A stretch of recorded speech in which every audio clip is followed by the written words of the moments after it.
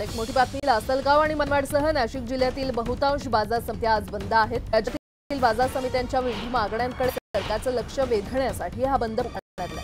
लासलगाव आणि मनमाडसह नाशिक जिल्ह्यातील बहुतांश बाजार समित्या आज बंद आहेत। तसंच पुण्यामध्ये आयोजित असलेल्या राज्यस्तरीय परिषदेत पणन मंत्री अब्दुल सत्तार यांनी दिलेल्या अपमानास्पद वागणुकीच्या निषेधार्थ हा बंद पुकारण्यात आलाय। बंदमुळे कांदा आणि धान्य आदी लिलाव ठप्प होऊन बाजार समित्यांमध्ये शुकशुकाट पसरलाय। सध्या कांद्याला चांगला भाव मिळत असताना अचानक बंद पुकारण्यात आल्यामुळे शेतकऱ्यांची गैरसोय झाली।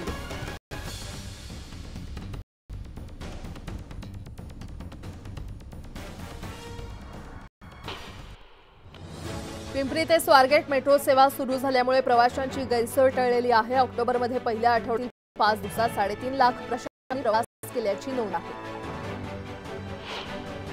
वैद्यकीय शिक्षण विभागात यंदापासून bachelor of naturopathy and yogic sciences हा नवीन अभ्यासक्रम सुरू करण्याचा निर्णय घेतलाय। आजरा तालुक्यात नॅचरोपॅथीचे राज्यातील पहिलं कॉलेज सुरू होणार आहे।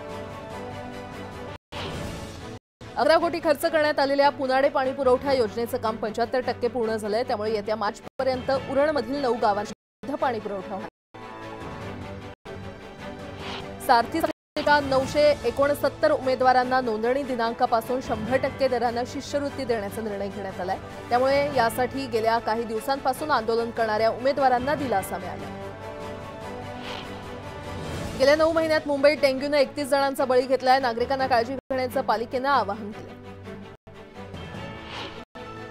सर्वच शाळांनी सीसीटीव्ही बसवावे असं राज्य सरकारनं आदेश दिलेले आहेत। मात्र असं असूनही ज्या शाळांमध्ये सीसीटीव्ही नसतील त्या शाळांची मान्यता रद्द होण्यात येत आहे।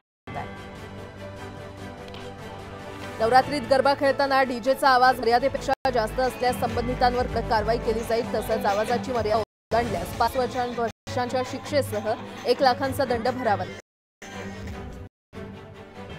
कोल्हापूर अंबाबाई मंदिरात शारदीय नवरात्रोत्सवानिमित्त दररोज भाविकांची उच्चांकी गर्दी होते। शनिवार आणि रविवार सलग सुट्टीचे दिवस असल्यानं कोल्हापुरात गर्दीचा महापूर लोटलाय।